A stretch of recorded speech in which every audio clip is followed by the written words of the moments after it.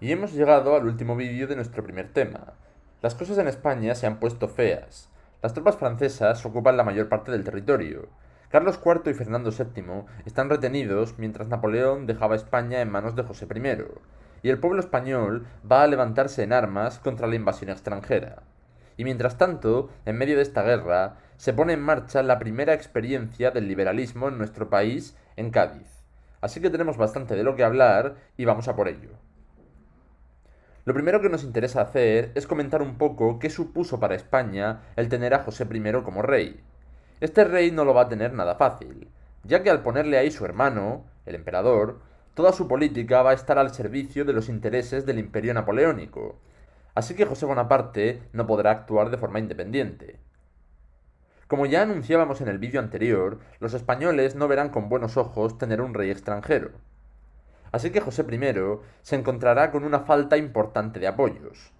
Solo le apoyarán los llamados afrancesados, aquellos que no van a ver con tan malos ojos la monarquía de Bonaparte y los cambios que se introdujeron en España. Y es que aunque este reinado francés supuso una guerra, también supuso la introducción en España de ideas liberales de la Revolución Francesa.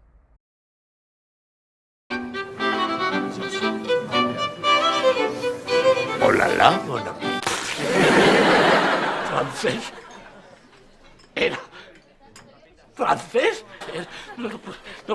Esto es un drama, Dios mío, de mi vida. No puede ser.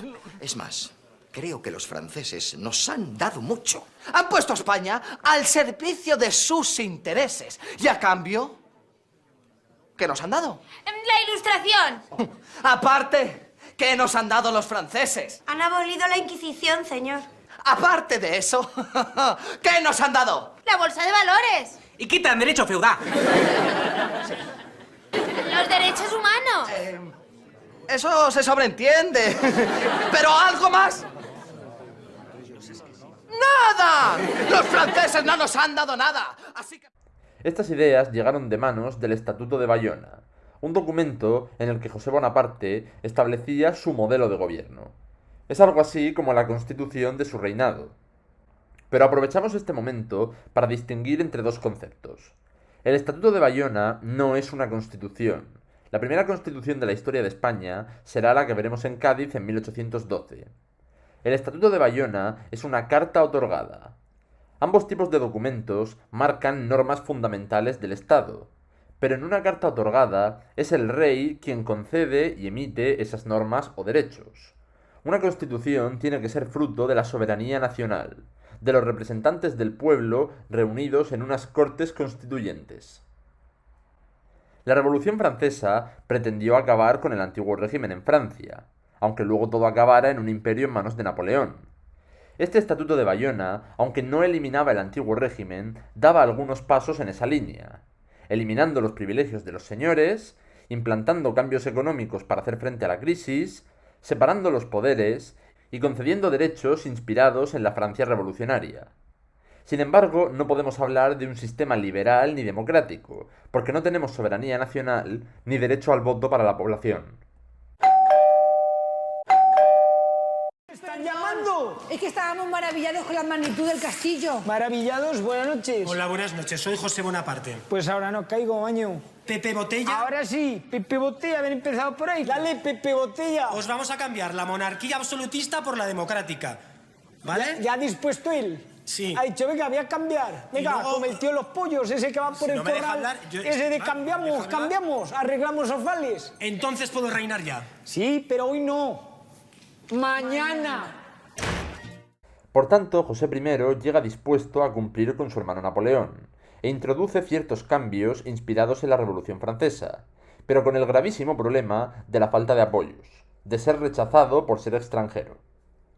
El pueblo se va a alzar contra los franceses, considerados invasores, y eso es lo que va a ocurrir durante la Guerra de Independencia, cuyas causas no nos viene mal recordar del vídeo anterior.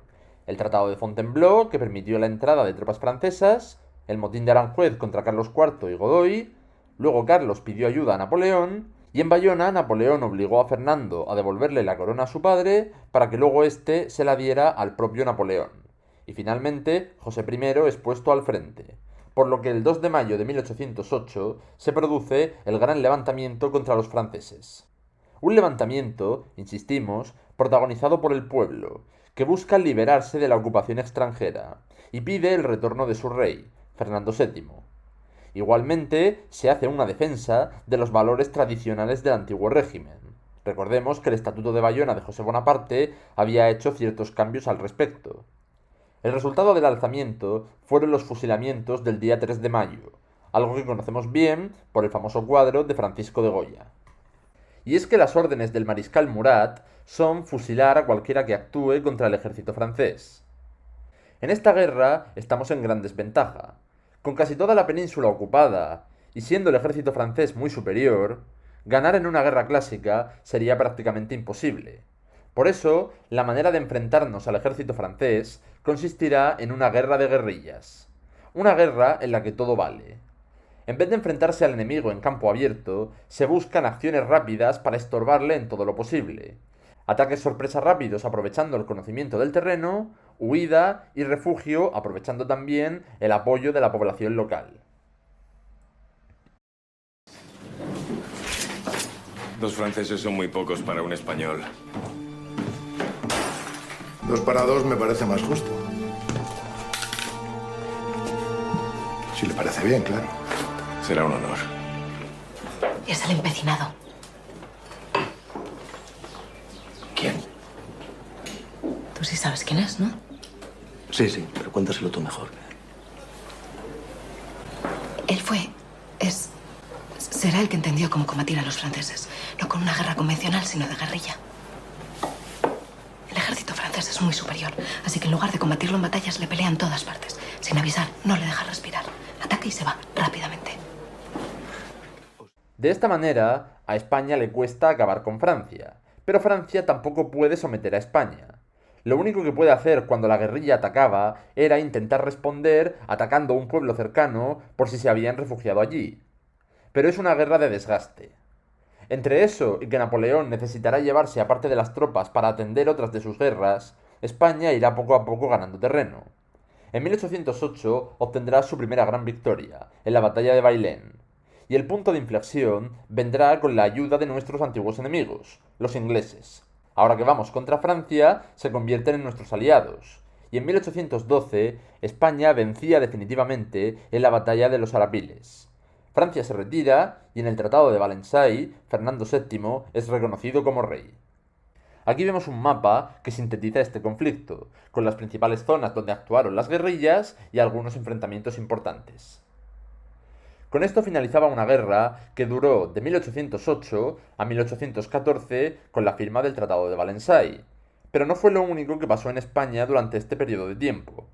Con el vacío de poder que quedó tras la marcha de Fernando VII y el rechazo a la monarquía francesa de José I, en Cádiz se inició el proceso que marcó el inicio de la Revolución Liberal en España, las Cortes de Cádiz, primera experiencia donde se ponen en práctica las ideas liberales y contrarias al antiguo régimen que ya se habían visto en Francia o en otros países.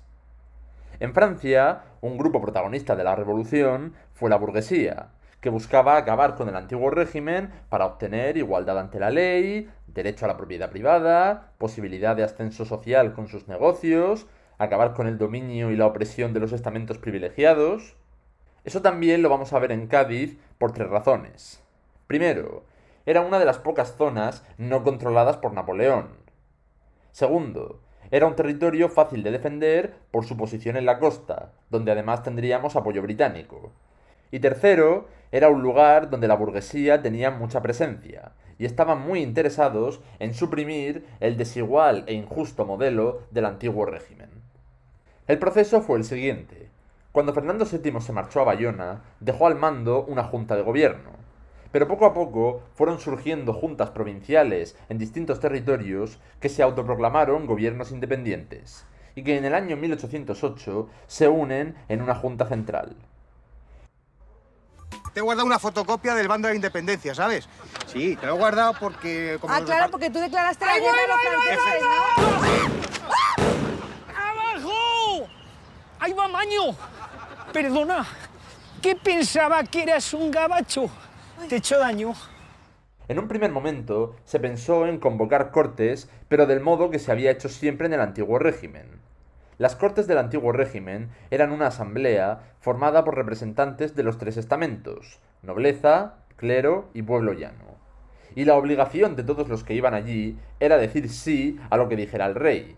Así que esas cortes no servían de mucho para las reformas que algunos querían hacer. Así que sustituyeron esas cortes por unas cortes constituyentes, planteadas en el año 1810 con el objetivo de elaborar la que sería la primera constitución de la historia de España. Este proceso, evidentemente, no fue un camino de rosas. Aunque en esas Cortes de Cádiz había mucha gente a favor de las reformas, también había representantes del antiguo régimen que defienden el absolutismo y buscan paralizar todo esto. Esta constitución fue finalmente aprobada en el año 1812, el 19 de marzo, San José, de ahí que se la conozca como la Pepa. El documento incluye los principios básicos del liberalismo, que debemos conocer a la perfección. Primero, la soberanía nacional, es decir, el poder del Estado reside en la nación, en el pueblo, que elige a sus representantes. División de poderes, eliminar el poder absoluto dividiéndolo en tres: ejecutivo para el rey, legislativo para las Cortes y judicial para los tribunales de justicia. Sufragio o derecho al voto, aunque en este punto todavía no hemos llegado ni de lejos al sufragio que tenemos actualmente. El voto femenino, por ejemplo, tardará mucho en llegar. Y en esta Constitución lo que se aprueba es un sufragio universal indirecto. ¿Qué es esto? Que los votantes no eligen directamente a sus representantes, sino que eligen a los que luego tendrán que decidir quién ocupa los cargos. Más elementos que aparecen en esta Constitución. Monarquía constitucional. El rey ya no es absolutista, y no reina porque Dios lo haya elegido. Si quiere gobernar, está obligado a jurar y respetar la Constitución. Religión oficial. Teniendo en cuenta el peso de la religión católica, se declara que esta es la única religión oficial, lo que significa que solo puede practicarse esa en el país. El resto están prohibidas, y además que el Estado tiene que mantener a la Iglesia. Por último, un aspecto a remarcar es la división de España en provincias. Si revisamos el texto de la Constitución, podemos ver cómo están presentes estos elementos: soberanía nacional en el artículo 3, derechos en el artículo 4, igualdad ante los impuestos en el artículo 8, ya está bien de que los privilegiados no paguen, división de poderes en los artículos 15, 16 y 17. Como vemos, es una constitución que, aunque evidentemente aún no es una constitución democrática como la que tenemos actualmente, es una base que será tomada como referencia en los próximos años, y es un serio intento por eliminar el antiguo régimen, como vemos también en el decreto de abolición de los señoríos, que eliminaba el feudalismo y los privilegios en España, quitándole a los señores su autoridad indiscutible sobre los antiguos vasallos o sobre los territorios. Ahora lo que hay es derecho a la propiedad privada y posibilidad de establecer contratos o acuerdos entre particulares, nada de relaciones de fidelidad entre señores y vasallos. Esta será la manera en la que el liberalismo y las nuevas ideas que aparecían por Europa planten su semilla en España. El problema es que cuando finalice la guerra y Fernando vuelva, volverá el absolutismo y volverá el antiguo régimen. Todo este proceso, aunque será la referencia en los próximos años, no tendrá apenas impacto en la población en este momento. ¿Por qué? Por dos razones. Primero, porque la población no conoce otro modo de vida que no sea el antiguo régimen, así que se impone aquello de más vale lo malo conocido que lo bueno por conocer. Recordad, por ejemplo, que cuando se concedió el Estatuto de Bayona, muchos defendían el antiguo régimen rechazando ideas francesas. Además, teniendo en cuenta que España estaba dividida y ocupada en la guerra contra Francia, muy poca gente se había enterado de todo lo que había pasado en Cádiz. Así que llevará tiempo que el liberalismo pueda darse a conocer y empezar a desarrollarse. La mejor del oeste. Eso no rima.